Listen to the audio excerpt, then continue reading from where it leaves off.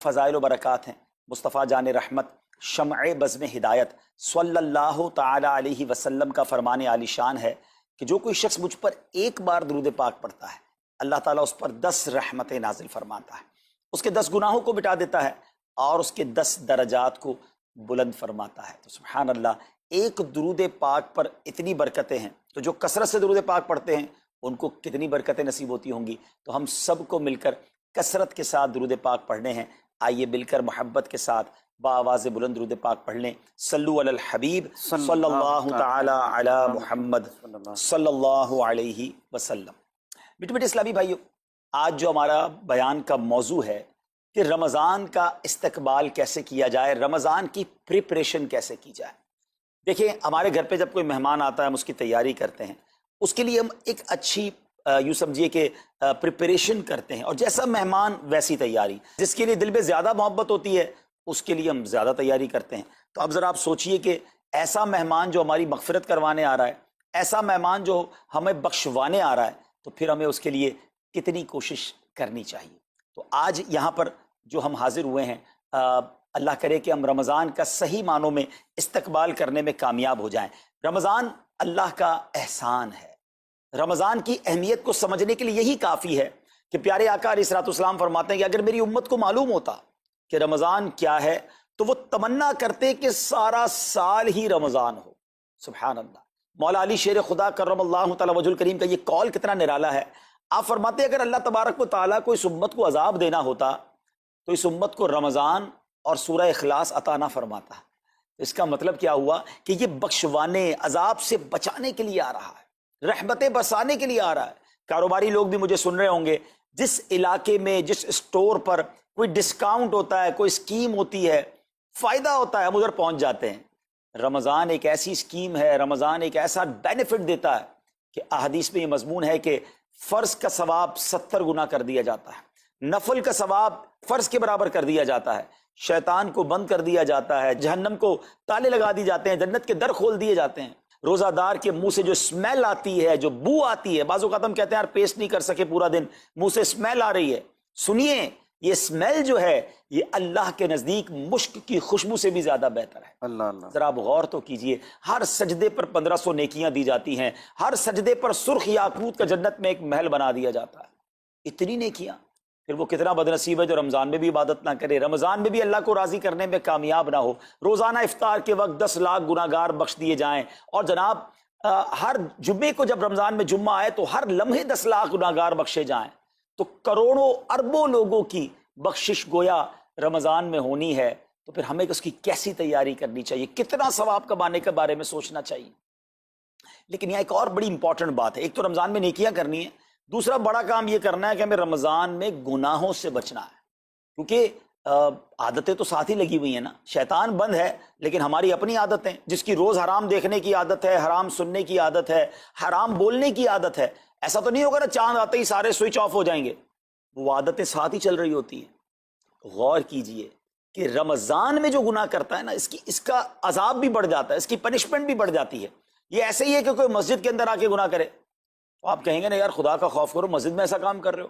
کوئی مکہ شریف حرم میں اندر جا کر گناہ کرے تو کتنا شدید ہو جائے گا وہ۔ تو رمضان جب اتنا مقدس مہینہ ہے، اس میں گناہ کرنا، اس کی پنشمنٹ بھی زیادہ ہے۔ ایک بار مولا علی شیر خدا کرم اللہ تعالی وجہ الکریم نے ایک قبر والے کا حال دیکھا، اور دیکھا اس قبر والے پر عذاب ہو رہا ہے، اور وہ چلانے لگا، عرض کرنے لگا اے علی میری مدد فرمائیے، اللہ کی بارگاہ میں سفارش کیجئے۔ مولا علی شیر خدا نے ہاتھ اٹھائے کہ اے مولا اسے بخش دے۔ ارشاد ہوا اے علی اس کی سفارش نہ کریں۔ عرض کی مولا وجہ کیا ہے؟ ارشاد فرمائے رمضان کے روزے تو رکھتا تھا مگر رات گناہوں سے باز نہیں آتا تھا۔ روزے رکھ کر گناہ کرنے والے کو اتنا عذاب، تو جو روزے ہی نہ رکھے، ایسے بھی لوگ ہیں جو رمضان میں روزے نہیں رکھتے۔ پلیز اس کو ایزی نہ لیں۔ ہمیں نہیں معلوم، پتہ نہیں اگلا رمضان پھر نصیب ہوگا کہ نہیں۔ پچھلے رمضان میں کتنے لوگ تھے جو ہمارے ساتھ تھے، اس رمضان میں نہیں ہے، اور اللہ پہلے تو ہم یہ دعا کرتے ہیں اللہ ہمیں یہ رمضان بھی عطا کر دے۔ زندگی کا کیا بھروسہ، دنیا کی جو کیفیتیں آپ کے سامنے ہے کبھی بھی جا سکتے ہیں، تو پھر اس رمضان کو تو سمجھ لیں بس ایک موقع بنا دیں، لائف چینجنگ ایکسپیرینس بنا دیں کہ بس اس میں عبادت کرنی ہے، اس میں خوب سجدے کرنے ہیں، اس میں روزے رکھنے ہیں، اس میں تراویح پڑھنی ہے، اس میں گناہ نہیں کرنے ہیں۔ اور آئیے میں آپ کو بتاتا ہوں کہ نبی پاک صلی اللہ تعالیٰ علیہ وسلم رمضان کیسے گزارتے تھے. ایک مسلمان کے لیے اس سے بہترین رول ماڈل کیا ہوگا کہ رمضان میرے آقا کیسے گزارتے. تو مختلف احادیث کا جو سمری ہے وہ یہ ہے کہ نبی پاک علیہ الصلوۃ والسلام عبادت میں کمر بستہ ہو جاتے, بستر پر کم تشریف لاتے. بی بی عائشہ فرماتی ہیں کہ نبی پاک کے چہرے کا رنگ بدل جاتا تھا, متغیر ہو جاتا. کیوں؟ کہ نبی پاک پر خوف خدا طاری ہوتا. آپ گر گڑاتے, آپ رات بھر التجائیں کرتے, میرے آقا رو رو کر دعاؤں میں رمضان گزارے, چہرے کا رنگ بدل جائے. اور یہاں کچھ لوگ تو وہ ہیں کہ جن کا وزن ہی بڑھ جاتا ہے رمضان میں. اتنا کھانا کھانا ہے, سحری میں زیادہ کھانا ہے کہ سارا دن بھوکا رہنا ہے, افطار میں اس لیے زیادہ کھانا ہے کہ پورا دن بھوکا رہے تھے, پھر رات کو 2-3 بار مزید کھانا ہے کیونکہ کل روزہ رکھنا ہے. تو رمضان فوڈ فیسٹیول نہیں ہے, رمضان عبادت کے لیے آیا ہے. لوگ تیاری کر رہے ہوں گے ابھی بھی رمضان کی, وہ کیا کر رہے ہوں گے کہ افطار میں کیا پکانا ہے, سحری میں کیا پکانا ہے, کون سا آئٹم شارٹ ہے. نہیں میرے بیچ اسلامی بات, یہ جو بھوک کا احساس ہے نا روزے میں, اس کی حکمت علماء نے بیان کی ہے کہ بھوک غربت کا احساس دلاتی ہے, فقیری کا احساس دلاتی ہے, بندے کا غرور تکبر بیٹھ جاتا ہے, کتنے نقاہت میں آ جاتے ہیں ہم, ہمت ہی نہیں ہوتی کوئی کام کرنے کی. تو یہ احساس دلاتی ہے کہ تیری اوقات کیا ہے, غریب کیسے زندگی گزارتا ہے, فقیر کیسے زندگی گزارتا ہے. لیکن کچھ لوگ وہ ہیں جن کو بھوک ہی نہیں لگتی کیونکہ وہ اتنا کھا لیتے ہیں یا پھر سوتے ہی رہتے ہیں. روزے کی حکمت یہ نہیں ہے. نبی پاک آنسو بہاتے تھے, آقا کا چہرے کا رنگ بدل جاتا. اور پھر بتایا کہ رمضان میں جب جبریل امین نبی پاک علیہ الصلوۃ والسلام کے پاس آتے تو آقا علیہ الصلوۃ والسلام ان کے ساتھ قرآن پاک کا دور فرماتے. اور پھر ایک اور نبی پاک کا خوبصورت انداز کہ پیارے آقا ویسے تو سب سے بڑھ کر سخی ہیں, مگر جب رمضان آتا تو نبی پاک کا دریائے سخاوت ایسے بہتا تھا جیسے تیز آندھی, بلکہ اس سے بھی زیادہ. اللہ اللہ, یہ 3-4 چیزیں آپ نے میں نے پکڑ لینی ہیں. آقا علیہ الصلوۃ والسلام کے پیچھے پیچھے جانا ہے نا جنت میں, ہم نے بھی یہ کام کرنا ہے. یہ راتیں مانگنے کی راتیں ہیں, التجا کرنے کی راتیں, سجدے کرنے کی راتیں ہیں. ہمیں تہجد بھی پڑھنی ہے, ہمیں انشاءاللہ نوافل بھی پڑھنے ہیں, اور کم از کم قرآن ایک بار تو پورا انڈرسٹینڈ تو کریں نا. تلاوت, ترجمہ, تفسیر کب کریں گے؟ بڑی بڑی ڈگریاں ہیں, بڑے بڑے پاسپورٹ اور جناب بہت سارا سرمایہ ہے, مگر ایک بار بھی قرآن پورا ترجمے اور تفسیر سے نہیں پڑھا ہوگا. بہت سارے لوگ ایسے ہیں, ذرا سوچئے نا.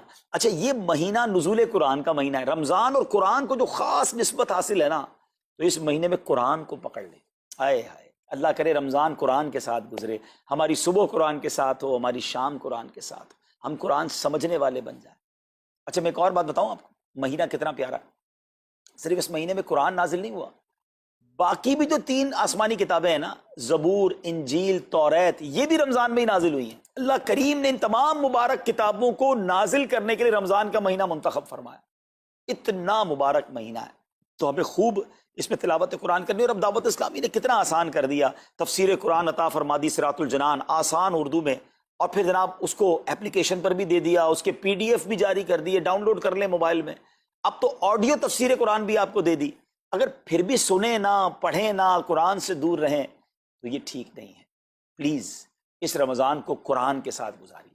اور پھر جو نبی پاک کا جو سخاوت والا انداز ہے نا, صدقہ و خیرات کرنا, ہر سائل کو عطا فرماتے, تو یہ بھی ہمارا ایٹیٹیوڈ ہونا چاہیے کہ خوب دل کھول کر خرچ کریں. سب سے پہلے اپنی پوری زکوٰۃ ادا کریں. یہ اتنی بڑی اب بدقسمتی ہوتی جا رہی ہے, ایسا فیل ہوتا ہے دنیا بھر کے تاجران اور لوگوں سے جب ہم ملتے ہیں کہ جس طرح رمضان کے علاوہ بہت تھوڑی تعداد میں مسلمان نماز پڑھتے ہیں نا 5 ٹائم, ایسا لگتا ہے اب زکوٰۃ بھی بہت کم لوگ ہی دیتے ہیں, پوری زکوٰۃ نہیں دیتے, اندازے سے نکال دی, کیلکولیشن کرتے نہیں ہیں. اور یہ بھی فیلنگز آتی ہیں کہ زکوٰۃ جتنی بڑھتی جاتی ہے نا, ہزاروں میں جس کی زکوٰۃ ہے وہ دے دیتا ہے, لاکھوں والا بھی شاید دے دیتا ہے, لیکن جب زکوٰۃ ہی کروڑوں میں پہنچ جاتی ہے نا, تو پھر یہ دل پر بھار پڑنا لگ جاتا ہے, ڈیفیکلٹ لگنا شروع ہو جاتی ہے. بندہ یہ کیوں نہیں سوچتا کہ اگر اللہ پاک نے مجھ پر لاکھوں میں زکوٰۃ ہے, تو اللہ نے کروڑوں دیے ہیں تو لاکھوں میں زکوٰۃ ہے نا. اگر کروڑوں میں زکوٰۃ ہے تو اربوں ہیں تو کروڑوں میں زکوٰۃ ہے نا. زکوٰۃ کتنی ہے؟ ضروریات زندگی کی تمام چیزوں سے فارغ ہونے کے بعد جو مال تجارت, سونا چاندی, کیش یا پرائز بانڈ, یہ جو اس کی تفصیلات ہیں, اس پر 2.5% ہے. میں ایک اور لاجک سے آپ کو بات سمجھاؤں, اگر اس لاجک سے سمجھیں تو زکوٰۃ تو 1-1.5% بنتی ہے. وہ کیسے؟ ہم سب کے گھر نکل گئے, اس پہ زکوٰۃ نہیں ہے. ہماری گاڑیاں نکل گئیں, اس پہ زکوٰۃ نہیں ہے. جن کی فیکٹریاں ہیں وہ فیکٹریاں بھی مائنس کر دی گئیں, جن کی دکانیں ہیں وہ دکانیں بھی مائنس ہو گئیں. اچھا جناب, اس کے علاوہ اگر کرائے پہ کچھ پراپرٹی دی ہوئی ہے اس پر زکوٰۃ نہیں ہے. اگر ان سب پر زکوٰۃ ہوتی، یعنی جو کچھ میرے پاس ہے ان سب پر ہوتی تو کتنی زیادہ ہو جاتی، اور اتنی ساری چیزیں نکل گئی تو پھر تو اگر ٹوٹل پر لگائیں تو یہ 1.5% ہی بنتا ہے. تو اب جب سب کچھ نکالنے کے بعد تھوڑے سے مال پر 2.5% ہے اور بھی سال میں ایک بار ہے، تو اس کو بھاری نہ سمجھیں. یہ بربادی ہے جو زکوٰۃ نہیں دیتے. یاد رکھیے گا حدیث پاک کا مضمون ہے کہ یہ مال کا میل ہے، جس مال سے مل جائے اس مال کو بھی برباد کر دیتا ہے. بربادیاں آتی ہیں، بے سکونیاں آتی ہیں، بیماریاں آتی ہیں، اور آگے جو دے دیتا ہے سبحان اللہ، اس کے بارے میں حدیث پاک میں آتا ہے کہ اپنی زکوٰۃ دے کر اپنے مالوں کو مضبوط قلعوں میں قید کر لو، اپنے مال کو سیکیور کریں. لوگ کہتے ہیں انشورنس ہونی چاہیے، آگ نہ لگ جائے، چوری نہ ہو جائے، ڈوب نہ جائے. اللہ کے حبیب علیہ الصلوۃ والسلام فرماتے ہیں، جس کا مضمون ہے کہ جب بندہ اللہ کی راہ میں خرچ کرتا ہے نا تو وہ صدقہ بندے کے ہاتھ سے نکل کر اللہ کے دستے قدرت میں چلا جاتا ہے، اور اللہ کریم تمہارے صدقوں کو پالتا ہے جس طرح تم اپنے جانور کے بچوں کو پالتے ہو. بچہ ہوتا ہے نا جانور کا، بڑا ہو جاتا ہے. فرمایا بندہ کھجور کا صدقہ دے گا اللہ پہاڑ جتنا عطا فرمائے گا، اس دن بھی ملے گا اور ملٹیپلائی ہو کر ملے گا. اچھا جو ادھر خرچ کیا ادھر کیا ملے گا؟ ادھر بھی نبی پاک علیہ الصلوۃ والسلام فرماتے ہیں، جس کا مضمون ہے میں قسم کھا کر کہتا ہوں، یعنی نبی پاک تو جو فرمائے حق ہے. اس حدیث میں تو آقا علیہ الصلوۃ والسلام قسم اٹھا رہے ہیں کہ میں قسم کھا کر کہتا ہوں کہ اللہ کی راہ میں خرچ کرنے سے مال کم نہیں ہوتا، نہ ادھر کم ہونا ہے اور ادھر بھی ملنا ہے. تو پھر تو سودا اب کتنا نفع والا ہے. اور یہ آپ چیک کر لیں پوری دنیا میں جہاں مجھے سنا جا رہا ہے کہ جو لوگ پوری زکوٰۃ دیتے ہیں نا ان کا مال ملٹیپلائی ہوتا ہے، اگلے سال زیادہ زکوٰۃ دے رہے ہوتے ہیں. زیادہ زکوٰۃ کیسے ہو گئی؟ کیونکہ مال بھی بڑھ گیا. تو ادھر بھی بینیفٹ ہے ادھر بھی بینیفٹ ہے، نقصان کا سودا ہی نہیں ہے. پھر چاہتے ہو بلاؤں سے بچ جائیں تو روایتوں کا مضمون ہے کہ صدقہ بلا اور بندے کے بیچ میں آ جاتا ہے. بلا اترتی ہے صدقہ روک لیتا ہے، لڑائی کرتا ہے اس سے، اور بندے پر بلائیں اور پرابلمز اور ڈیفیکلٹیز آنے سے اسے روکتا ہے. تو اگر چاہتے ہیں کہ برائیوں کے دروازے بند رہیں، چاہتے ہیں کہ بری موت سے بچیں، چاہتے ہیں کہ رزق میں اضافہ ہو، چاہتے ہیں کہ بلاؤں سے بچیں، ادھر بھی مال میں اضافہ ہو ادھر بھی خزانے ملیں، تو اللہ کی راہ میں دل کھول کر خرچ کریں. اور یہ مہینہ it's the right month for generosity, یہ بہترین مہینہ ہے سخاوت کرنے کا، کیونکہ نبی پاک کا یہ انداز تھا کہ رمضان میں خوب سخاوت فرماتے. تو غریبوں کی مدد کریں، ایسی مدد کریں کہ چہروں پہ مسکراہٹیں آ جائیں، لوگوں کے دسترخوان اچھے ہو جائیں، ان کے گھروں میں بھی کچھ اچھے کھانے پہنچ جائیں. اور اس میں سب سے بہترین طریقہ یہ ہے کہ اپنے غریب رشتہ داروں کو آپ مدد کریں. اگر وہ مستحق ہے نا زکوٰۃ کے تو حق ہے کہ سب سے پہلے اپنے غریب رشتہ داروں کو دیں. پھر زکوٰۃ بچ جائے تو عاشقان رسول کی عظیم الشان بڑی تحریک دعوت اسلامی آپ کے سامنے ہے، جو دین متین کی خدمت کر رہی ہے. جامعۃ المدینہ ہیں، مدرسے ہیں، بچے اور بچیاں عالم بن رہے ہیں، عالمہ بن رہے ہیں، حافظ بن رہے ہیں، ناظرہ قرآن، اور ان سے کوئی فیس بھی نہیں لی جا رہی. ہزاروں بچے فری آف کاسٹ ہمارے پاس ایکوموڈیشن رکھے ہوئے ہیں جن کو کھانا پینا رہنا دعوت اسلامی نے دینا ہے. آپ ذرا سوچئے یہ امت کی کتنی بڑی خدمت ہے کہ علماء دینا، حافظ قرآن، مسجدوں کے امام یہاں سے پروڈیوس ہوتے ہیں. اور پھر آگے چلیں تو دعوت اسلامی نے اسلامک میڈیم اسکول بنائے دارالمدینہ، پھر سال کی 600 کے قریب مسجد دعوت اسلامی بناتی ہے. میڈیا کے ذریعے جو بے حیائی پھیلائی جا رہی تھی تو مدنی چینل اردو، پھر مدنی چینل انگلش، پھر مدنی چینل بنگلہ.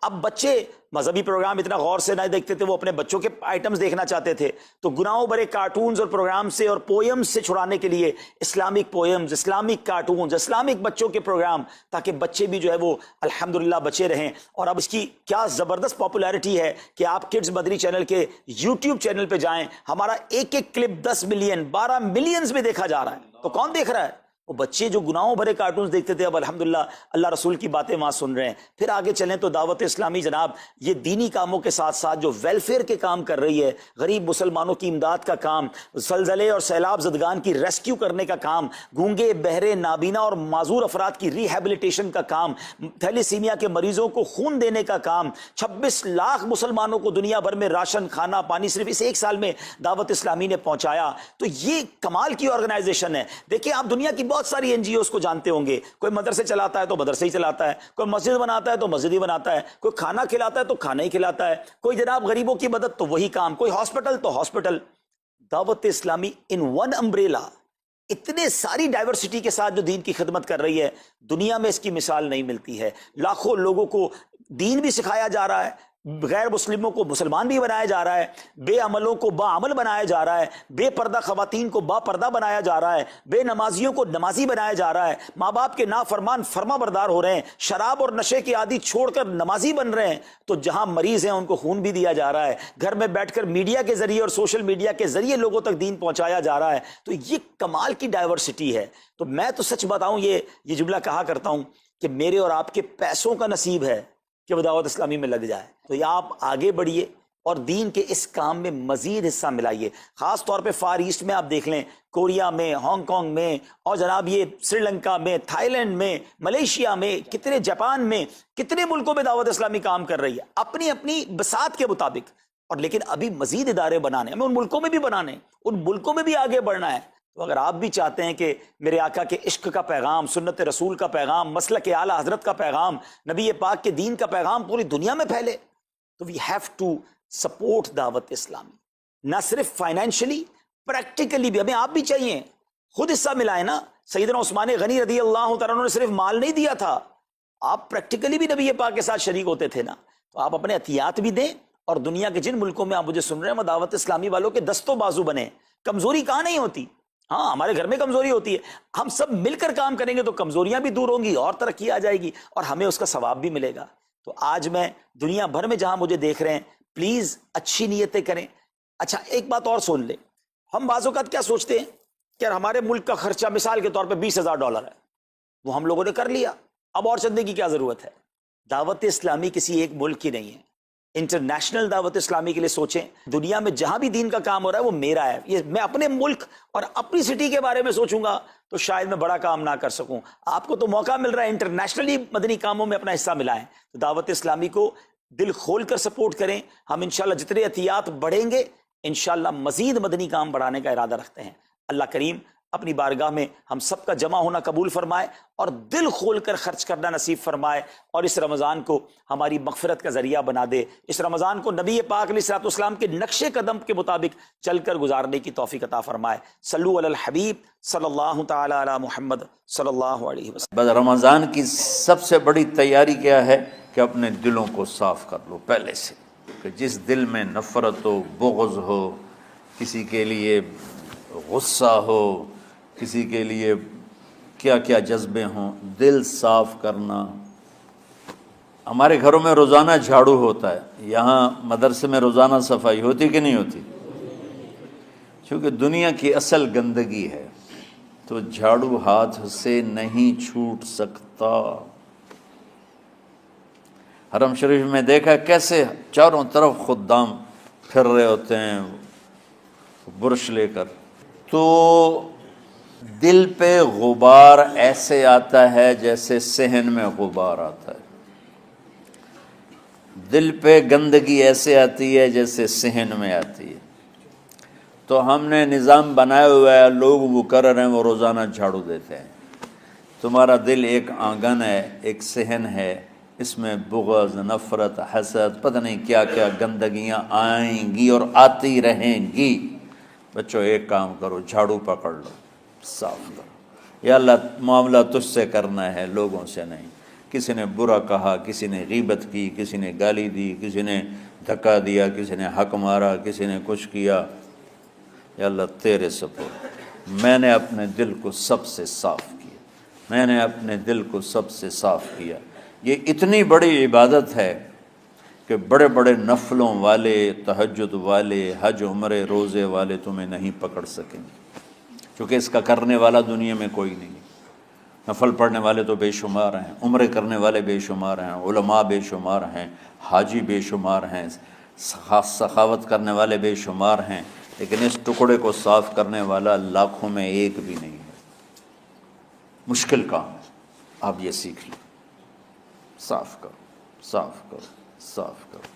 یہ رمضان کی سب سے بڑی تیاری اور علم کو حاصل کرنے کی سب سے بڑی چابی ہے کہ اپنے دل کو کھلا کر لو۔ کوئی چیز خالی ہوگی تو کچھ آئے گا۔ جس دل میں بغض بھرا ہو، نفرت بھری ہو، حسد بھرا ہو، کینہ بھرا ہو، اس میں خاک آئے، اس میں تو علم کی ایک کرن بھی نہیں آئے گی۔ اس زبان سے چاہے جتنے مرضی موتی بکھیرے، دل اس کا اندھا ہوگا. لا تعمى الابصار ولكن تعمى القلوب التي في الصدور. یہ آنکھوں سے اندھے نہیں، دل سے اندھے ہیں. تو بچوں اپنے دل کو صاف کرنا سیکھو. وہ کتنی مشہور حدیث ہے، آپ نے کہا اس دروازے سے ایک جنتی آ رہا ہے. تو ایک انصاری صحابی داخل ہوئے، جوتا ہاتھ میں، داڑھی میں وضو کا پانی. اگلے دن اس دروازے سے ایک جنتی آ رہا ہے. تو ایک صحابی آئے، ہاتھ میں جوتا، داڑھی میں وضو کا پانی. وہی صحابی اگلے دن اس دروازے سے ایک جنتی آ رہا ہے. تو وہی صحابی 3 دن جنت کی بشارت لی. اس صحابہ کی جماعت میں ایک شخص ہیں جن کا نام ہے عبداللہ بن عمرو بن عاص. ان سے بڑا عبادت گزار صحابہ میں کوئی نہیں تھا، نہ سابقین میں نہ متاخرین میں، نہ پہلوں میں نہ بعد والوں میں. ان کی عبادت کیا تھی؟ ساری رات جاگنا، سارے دن کا روزہ، اور ایک ختم قرآن صبح سے شام تک. اتنی اللہ نے طاقت دی تھی. پھر وہ غلو والی بات آ گئی، ایکسٹریم ہونے والی بات آ گئی. ان کی شادی والی رات حجلہ عروسی میں داخل ہو رہے ہیں، دلہن کے کمرے میں داخل ہو رہے ہیں، اور مصلی بچھا کے اللہ اکبر، اور دیر نفل تے نفل، دیر نفل تے نفل. تو ان کی بیگم نے دیکھا تو وہ بھی خیر کا زمانہ تھا، انہوں نے بھی وضو کیا اور پیچھے مصلی بچھا کے وہ بھی فجر تک نفل پڑھتے رہے. صبح ہوئی تو حضرت عمر بن عاص رضی اللہ عنہ نے پوچھا بیٹی رات کیسی گزری؟ کہا جی ماشاءاللہ آپ کے بیٹے تو بڑے عبادت گزار ہیں، ساری رات نفلوں میں ہی گزری. تو وہ ان کو شکایت کر دی. حضرت عمر بن عاص کو اتنا غصہ چڑھا، وہ بیٹے کو تو کچھ نہیں کہا، کتنی حکمت کی بات ہے. سیدھے گئے اللہ کے نبی کے پاس، یا رسول اللہ یہ عبداللہ دیکھیں کیسا نادان ہے، اس کی شادی کی ساری رات نفل پڑھتا رہا. تو آپ کہتے ہیں ماشاءاللہ ماشاءاللہ کتنی بڑی بات ہے، نفلوں میں گزر گئی، رات بھی نفلوں میں گزر گئی. تو آپ نے حضرت عبداللہ بن عمر کو بلا کے ڈانٹا کہ تو نے مہینے میں 3 دن روزے رکھنے ہیں، بس اس سے زیادہ نہیں رکھنے، اور ہفتے میں 1 قرآن ختم کرنا ہے. کہا یا رسول اللہ میرے اندر طاقت زیادہ ہے. پھر اچھا 15 دن روزے رکھنے، کہ نہیں میرے اندر طاقت زیادہ ہے.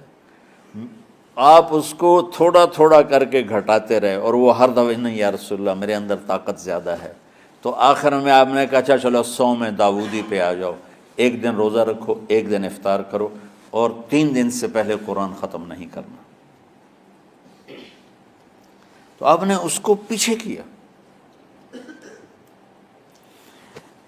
یہ بیٹھے تھے اس محفل میں، ان کے دل میں آیا کیا یہ بزرگ مجھ سے زیادہ عبادت کرتا؟ رات میں ساری جاگتا ہوں، دن روزہ رکھتا ہوں، 1 ختم کرتا ہوں، تو جنت کی بشارت تو مجھے ملنی چاہیے تھی، ان کو کیسے مل رہی؟ یہ کسی کتاب میں نہیں لکھا کہ یہ ان کا جذبہ تھا، لیکن جو کہ میں ان کی سیرت کو جانتا ہوں تو مجھے خیال آتا ہے کہ ان کی نفسیات میں یہ بات آئی ہوگی، چونکہ صرف انہی کو خیال آیا کہ میں جا کے دیکھتا ہوں کہ یہ بزرگ کیا کرتے ہیں.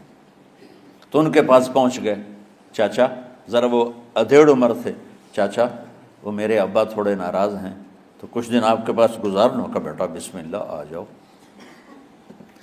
اب رات ہوتے ہی عشاء کی نماز پڑھ کے انہوں نے جلدی سے چادر اوپر لی اور یوں سراغ کر کے ان چاچا کو دیکھنے لگے ایسے کر کہ اب یہ کیا ساری رات سجدہ کرے گا، اور ساری رات روتے روتے روتے روتے مصلی گیلا ہو جائے گا، یا ساری رات رکوع کرے گا، ساری رات قیام کرے گا، ساری رات قرآن پڑھے گا. اس تصور سے یوں دیکھ رہے. اور وہ بزرگ صحابی تشریف لائے، سرانے پہ سر رکھا، اللہم بسمک اموت و احیا، ہو گئے. اب یہ دیکھ رہے ہیں ابھی اٹھیں گے، ابھی اٹھیں گے، ابھی اٹھیں گے. اٹھے نا، فجر کی اذان پہ اٹھے. اب یہ تو حیران پریشان ہو گئے کہ یہ کیا ہو. اس زمانے میں تو منافق تہجد نہیں چھوڑتے تھے ڈر کے مارے کہ پتہ نہ چل جائے ہمارے کفر کا. تو یہ چاچا جنت بھی لے گیا تو ستا بھی پیا کہ چلو کل دیکھوں گا. اگلی رات پھر چادر سر پہ کر کے اور یوں سوراخ کر کے لیٹے ہوئے اور دیکھ رہے. چاچا پھر تشریف لائے اور سرانے پہ سر رکھا، اللہم بسمک اموت و احیا، ہو گئے.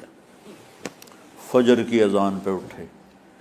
یہ اور پریشان ہو گئے کہ میرا نبی کا فرمان تو سچا ہے، اس میں تو شک بھی کفر ہے، لیکن عمل کیا ہے جس پر اس کو جنت کی بشارت ملی؟ 2 رکعت نفل بھی نہیں. اور آج کے دور میں تم میں سے ماشاءاللہ اکثر بچے تہجد پڑھتے ہیں کہ 1 رات اور دیکھوں گا، تیسری رات اللہم بسمک اموت و احیا، ہو گئی ساری رات. تو تیسری رات پھٹ پڑے عبداللہ بن عمر، کہنے لگے چاچا میری ابا سے کوئی لڑائی نہیں تھی، 3 دن میں تیرے بارے میں سنتا رہا، جنتی جنتی جنتی. میں دیکھنے آیا تھا کہ آپ کیا کرتے ہیں، آپ تو کچھ بھی نہیں کرتے ہو، ساری رات سوتے رہتے ہو، اب کیا کرتے ہو؟ انہوں نے کہا بیٹا یہی ہے جو تم نے دیکھا ہے. اب ان کو سمجھ میں نہیں آ رہا کہ یہ جوڑ کیسے بٹھاؤں، ادھر جنت کی بشارت، ادھر ساری رات خراٹے. اب یہ اس میں جوڑ کیسے بٹھاؤں، کیونکہ نبی کی بات تو غلط ہو نہیں سکتی. تو اب وہ نا ایسے نا بڑے بے دل سے ہو کر واپس مڑے، پتہ نہیں کی چکر ہوئے گی کوئی گل. جب وہ دروازے تک پہنچے تو کہنے لگے بیٹا ادھر آنا. واپس آ گئے. کہا میں تمہیں اصل راز کی بات بتاتا ہوں. کہا کیا ہے کیا ہے؟ تو یہاں ہاتھ رکھا، کہا یہ جو دل ہے نا اس میں کسی انسان کی نفرت نہیں.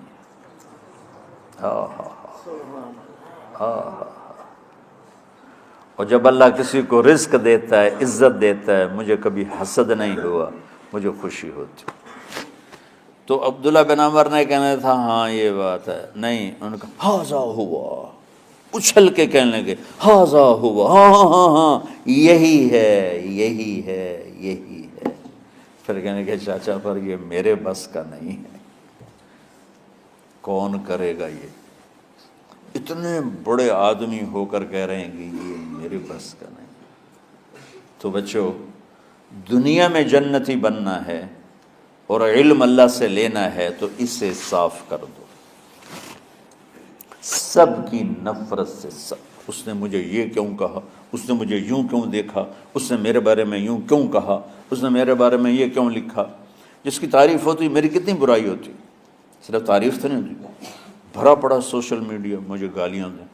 اللہ کے فضل سے میرے دل میں ایک ذرے کے برابر کبھی کوئی منفی جذبہ نہیں آیا. آئے تو میں دھو کے صاف کر دیتا ہوں.